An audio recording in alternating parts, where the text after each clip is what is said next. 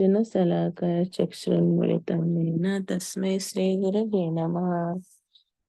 I continue reading Srila Prabhupada Lilamrita book. Ravindra Sarupa was walking down Second Avenue on his way to the Swami's morning class when an acquaintance came out of the James Spa Candy and News store and said, "Hey, your Swami is in the newspaper. Did you see?" "Yeah," Ravindra Swarupa replied, "The New York Times."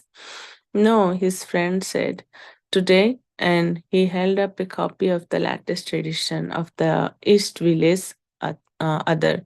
The front page was filled with a two-color photo of the Swami, his hands folded decorously at his waist, standing in yellow robes in front of the big tree in Tompkins Square Park.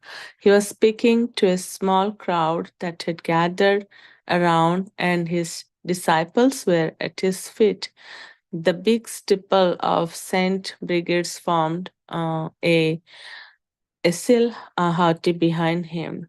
Above the photo was the single headline, "Save Earth Now," and beneath was the mantra, Hare Krishna, Krishna Krishna, Hare Hare, Hare Rama, Rama Rama, Hare Hare. Below the mantra were the words, "See centerfold." That was the whole front page. Ravindra Sharupa took the newspaper and opened to the center, where he found a long article and a large photo of Swamiji with his left hand on his head, grinning blissfully in an unusual casual moment. His friend gave him the paper, and Rabindra Sharupa hurried to Swamiji. When he reached the storefront, several boys went along with him to show Swamiji the paper. "Look," Ravindra Sharpa handed it over. "This is the biggest local newspaper. Everybody reads it." Prabhupada opened his eyes wide. He read aloud, "Save Earth Now." And he looked up at the faces of the boys. Umapati and Hayagriva wondered aloud what it meant. Save Earth Now? Was it an ecological pun? Was it a reference to staving off nuclear disaster? Was it poking fun at Swamiji's evangelism? "Well," said Umapati, "after all, this is the East Village Other. It could it could mean anything. Swamiji is saving the earth," Kirtanananda said. "We are trying to," Prabhupada replied, "by Krishna's grace." Methodically, he put on the eyeglasses he usually reserved for reading the Bhagavatam and carefully appraised the page from top to bottom. The newspaper looked incongruous in his hands. Then he began turning the pages. He stopped at the centerfold and looked at the picture of himself and laughed, then paused, studying the article. "So," he said, "read it." He handed the paper to Hayagriva. "Once upon a time," Hayagriva began loudly. It was a fanciful story of a group of theologians who had killed an old man in a church, and of the subsequent press report that God was now dead. But the story went on. Some people did not believe it. They had dug up the body and found it to be not the body of God, but that of his PR man. Organized religion. At once the God tidings swept across the wide world. God lives, but where was God? Hayagriva read dramatically to an enthralled group. A full page a full-page ad in the New York Times offering a reward for information leading to the discovery of the whereabouts of God, and signed by Martin Luther King and Ronald Reagan, brought no response. People began to worry and wonder again. God, said some people, lives in a sugar cube. Others whispered that the sacred secret was in a cigarette. But while all this was going on, an old man 1 year past his allotted 70 wandered into New York's East Village and set about to prove to the world that he knew where God could be found. In only 3 months, the man, Swami A.C. Bhaktivedanta, succeeded in convincing the world's toughest audience, Bohemians, acid heads, potheads, and hippies, that he knew the way to God. Turn off, sing out, and fall in. This new brand of holy man, with all due deference to Dr. Leary, has come forth with a brand of consciousness expansion that's sweeter than acid, cheaper than pot, and non bustable by force. How is all this possible? Through Krishna, the Swami says. The boys broke into cheers and applause. Achyutananda apologized to Swamiji for the language of the article. It's a hippie newspaper. That's all right, said Prabhupada. He has written it in his own way, but he has said that we are giving God. They're saying that God is dead, but it is false. We are directly presenting here is God. Who can deny it? So many theologians and people may say there is no God, but the Vaishnava hands God over to you freely as a commodity. Here is God. So he has marked this. It is very good. Save this paper. It is very important. The article was long for the cynical New Yorker. It said living, visible, tangible proof can be found at 22nd Avenue, Monday, Wednesday, and Friday between 7 and 9.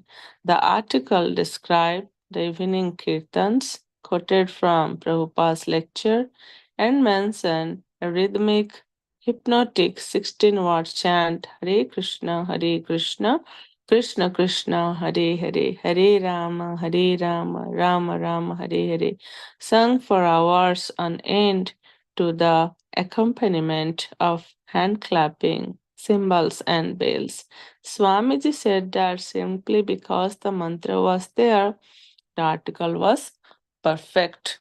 The article also included testimony from the Swami's disciples. I started chanting to myself, like the Swami said when I was walking down the street. Hare Krishna, Krishna Krishna, Hare Hare, Hare Rama, Rama Rama, Hare Hare, over and over, and suddenly everything started looking so beautiful. The kids, the old men and women, even the crips looked beautiful, to say nothing of the trees and flowers. It was like I had taken a dozen doses of LSD, but I knew there was a difference. There is no coming down from this. I can always do this anytime, anywhere. It is always with you. Without sarcasm, the article referred to the Swami's discipline, forbidding coffee, tea, meat, eggs, and cigarettes. To say nothing of marijuana, LSD, alcohol, and illicit sex. Obviously, the author admired Swamiji, the energetic old man, a leading exponent of the philosophy of personalism, which holds that the one God is a person, but that his form is spiritual. The article ended with a hint that Tompkins Square Park would see similar spiritual happenings each weekend. There is the shadow of Hovings Hill. God lives in a trance like dance and chant. We'll stop here and continue reading tomorrow. So, a few realizations from today's reading that how Srila Prabhupada and his mission was getting popularity in the Western world. And they found that the newsletter has one article and so many flaws were there in that article. But Srila Prabhupada said, because that article contains the Mahamantra, so it's all perfect. And also how the misconception that towards the end, it's mentioned that whatever they published about the God, that was not true, but Srila Prabhupada mentioned that Lord is purely transcendental or spiritual. Yesterday Sunday feast class, how Prabhu was beautifully explaining the Prabhupada pranam mantra.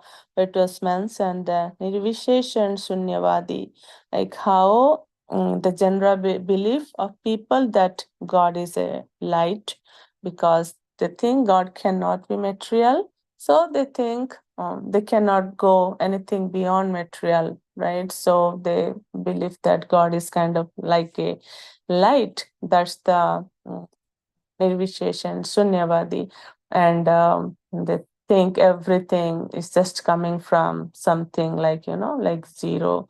There is no source of anything. But Srila Prabhupada's mood and mission, Srila Prabhupada's mood was to establish that Krishna is the Supreme Personality of Godhead and He is the absolute truth, and his mission was to spread Krishna consciousness all over the world. So that's what he was gradually achieving. And also Srila Prabhupada, like in the reading, it was mentioned that it's only everything happened because of Krishna's mercy. That's what always Srila Prabhupada mentions also in his books. Without Krishna's empowerment, nothing can be possible. Like even a blade of grass don't move without Krishna's desire. So, like whatever is happening, if you are doing something, any devotional activity, we have to think that we are not qualified to do that. But it's Krishna's mercy that Krishna is making us or giving us that capacity to do.